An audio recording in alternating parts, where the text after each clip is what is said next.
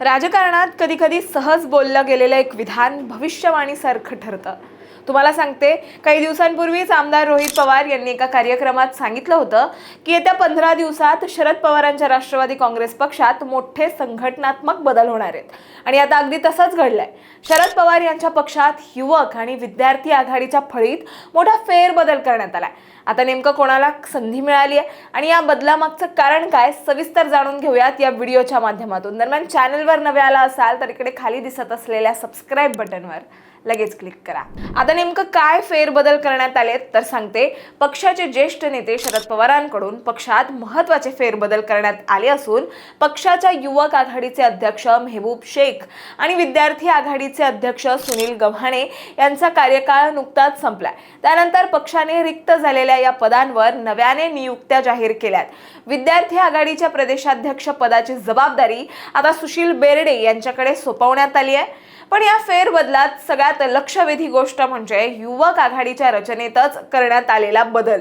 आतापर्यंत संपूर्ण राज्यासाठी एकच युवक प्रदेशाध्यक्ष असायचा, पण आता हे पद शहर आणि ग्रामीण अशा 2 स्वतंत्र भागात विभागण्यात आलंय, ज्यात शहर विभागाची जबाबदारी विशाल वाकडकर यांच्याकडे देण्यात आली आहे. आणि इतकंच नाही तर हाच फॉर्म्युला युवती आघाडीतही लागू करण्यात आलाय, ज्यात शहरासाठी मनाली भिलारे तर ग्रामीण भागासाठी अमृता कालदाते यांची प्रदेशाध्यक्ष म्हणून नियुक्ती करण्यात आली आहे. तुम्हाला सांगते, ही घोषणा अचानक झालेली नाहीये. पक्षाच्या वर्धापन दिनानिमित्त मुंबईत झालेल्या एका कार्यक्रमात रोहित पवार यांनी भाषणात सांगितलं होतं की पुढच्या 15 दिवसात पक्षात प्रमुख संघटनात्मक बदल केले जातील.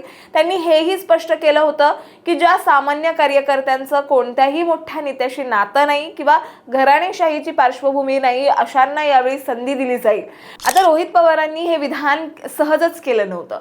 काही आठवड्यांपूर्वी पुण्यात झालेल्या एका बैठकीत पक्षातील तरुण कार्यकर्त्यांनी थेट प्रदेशाध्यक्ष शशिकांत शिंदे यांच्यासमोर एक स्पष्ट मागणी मांडली होती की नेतृत्वात पिढी बदल व्हावा आणि नव्या चेहऱ्यांना संधी मिळावी. त्यामुळे आत्ताच्या नियुक्त्या या मागणीला दिलेला प्रतिसाद असल्याची चर्चा राजकीय वर्तुळात रंगली आहे.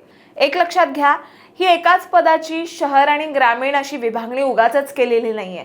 यामागचा हेतू स्पष्ट आहे. शहरी आणि ग्रामीण भागातील कार्यकर्त्यांना समान संधी आणि लक्ष मिळावं आणि संघटनेत भौगोलिक समतोल राखला जावा, पक्षबांधणी व्यवस्थित व्हावी.